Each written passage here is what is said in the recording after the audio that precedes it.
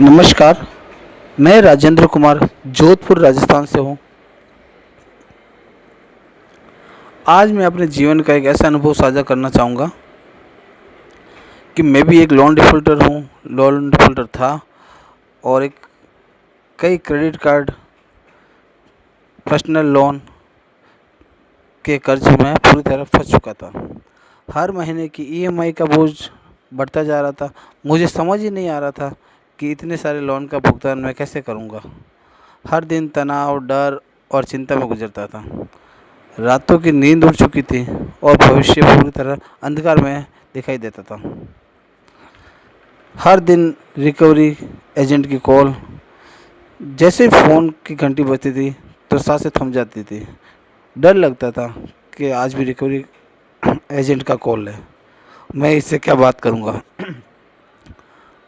क्योंकि मेरे पास ईएमआई का पेमेंट करने के लिए पैसे नहीं थे। हर दिन तनाव से गुजरता था, डर सा माहौल लगता था। सब बीवी बच्चों से भी दूर रहने लग गया, परिवार से दूर जाने लग गया, एकांत में रहने लग गया और तनाव में गुजरने लगा। एक दिन रात को सोते-सोते जब फेसबुक चला रहा था, उस फेसबुक के अंदर मैंने एक एडवोकेट महेंद्र जोशी सर का लाइव सेशन देखा। उस सेशन को देखने से मुझे ये जानकारी प्राप्त हुई कि कर्ज की समस्या का समाधान हो सकता है, बस सही जानकारी और सही मार्गदर्शन की आवश्यकता होती है। और मैं हर दिन सर के जितने भी यूट्यूब पे, सोशल मीडिया पे, फेसबुक पे, इंस्टाग्राम पे लोन डिफ़ॉल्टर से संबंधित वीडियो थे, जिसके अंदर सर ने section 25, section 138 NI act, arbitration, SARFAESI act आदि के बारे में विस्तार से बताया हुआ है कि बैंक के द्वारा इनके नोटिस आते हैं तो उन नोटिस का जवाब कैसे देना है और हर रिकवरी एजेंट से कैसे निपटना है। सिर्फ मैं सर का वीडियो यूट्यूब पे देखा करता था। मैं तब सर से जुड़ा हुआ भी नहीं था, फिर भी मैं जानकारी लेता था। लेकिन एक दिन जब कोई किसी बैंक का रिकवरी एजेंट मेरे घर पर आया, मेरे मोहल्ले के अंदर मेरी बड़ी बेइज्जती की और माँ बहन की गाली गलौज किया।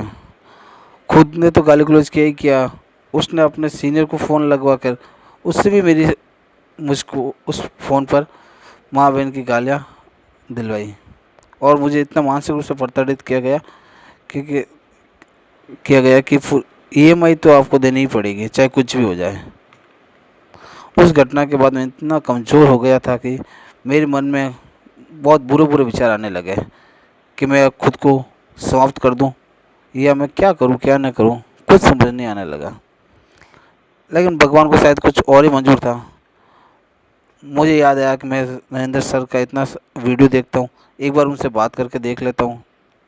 तो मैंने उसकी कॉल रिकॉर्डिंग, जो कि रिकवरी एजेंट ने मुझे फ़ोन पर धमकाया था, वो सारी रिकॉर्डिंग मैंने सर को भेजी और सर से गुजारिश की कि इस मैटर के अंदर कुछ मेरा मार्गदर्शन कीजिए।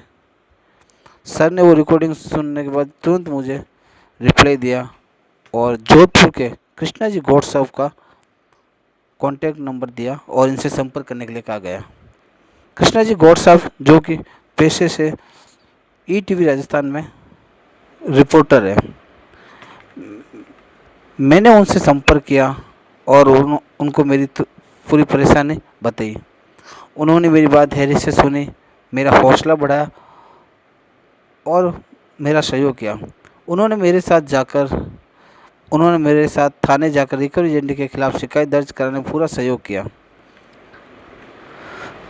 पहले किसी भी बैंक का फ़ोन रिकवरी एजेंट की धमकी या कानूनी नोटिस देखकर घबरा जाता था, लेकिन आज सही से जानकारी और मार्गदर्शन की वजह से मुझे किसी भी कानूनी कार्रवाई से डर नहीं लगता, क्योंकि अब मुझे धारा 25, 138, 13(2), सरफेक्सी एक्ट आदि कानूनी प्रक्रिया के बारे में अच्छी जानकारी है।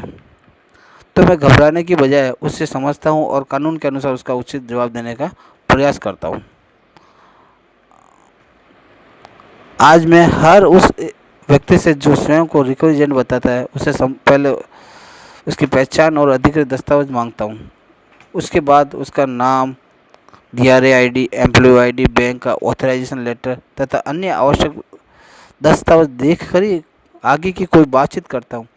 यदि कोई व्यक्ति धमकी देता है, गाली गलौज करता है, अपनी पहचान छुपाता है, तो मैं उसकी कॉल और बातचीत का रिकॉर्ड सुरक्षित रखता हूँ। आवश्यकता पड़ने पर संबंधित बैंक तथा पुलिस के समक्ष शिकायत करता हूँ। श्री एडवोकेट श्री नरेंद्र जोशी सर की बताई हुई रिकवरी गाइडलाइन का भी पूरा पालन करता हूँ। सर ने बताया कि कोई भी रिकवरी एजेंट ऐरा गैरा नत्थु गैरा किसी की हिम्मत नहीं होनी चाहिए कि वो अपने घर पे आ जाए और चूचा करे। सर ने बताया कि कोई भी रिकवरी एजेंट अगर कॉल करे तो उससे वॉइस कॉल पर रिकॉर्डिंग बात करनी है। घर पे आने की धमकी दे तो उससे वीडियो कॉल पे वीडियो रिकॉर्डिंग पे बात करनी है। उसके डॉक्यूमेंट मांगने, DRA ID, employee ID, authorization letter और लोन अकाउंट्स की डिटेल्स, ये सारी जानकारी लेने के बाद ही उसी से बड़े धैर्य से बात करनी है। अगर वो थोड़ा सा भी चूचा करता है तो उसके खिलाफ संबंधित बैंक या संस्थान में उसकी शिकायत दर्ज करवाई जाती है। शिकायत दर्ज कराने के 1 महीने के अंदर कुछ अगर संतोषजनक बैंक से जवाब नहीं आता है तो उसकी कंप्लेंट RBI लोकपाल को करते हैं। और आज सर के मार्गदर्शन से मेरे 2 लोन सेटलमेंट हो चुके हैं। इसमें सर का बहुत बड़ा योगदान और सहयोग रहा है।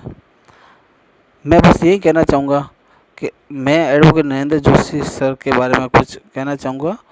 यदि मैं उनके बारे में कुछ कहूँ, अच्छा कहूँ, तो वहाँ किसी भी प्रकार की अतिशयोक्ति नहीं होगी, बल्कि मेरे अपने अनुभव पर आधारित सच्ची घटना है।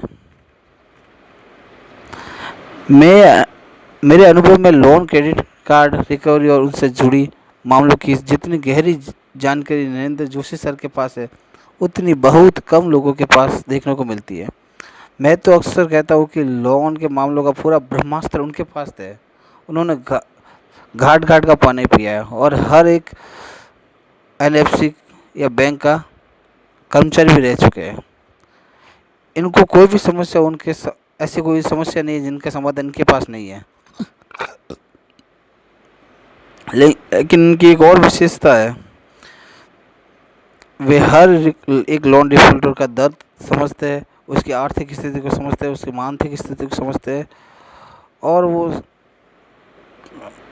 ये भी महसूस करते हैं कि वो हर एक रिकवरी एजेंट से प्रताड़ित होने के बाद वो लोन डिफॉल्टर क्या महसूस करता है। मैं अपना एक व्यक्तिगत अनुभव साझा और करना चाहूँगा। जब मेरा एक लोन का सेटलमेंट होने वाला था, तब मेरे पास कुछ पैसे कम पड़ गए थे। उस समय नरेंद्र जोशी सर ने मेरी आर्थिक सहायता भी की थी।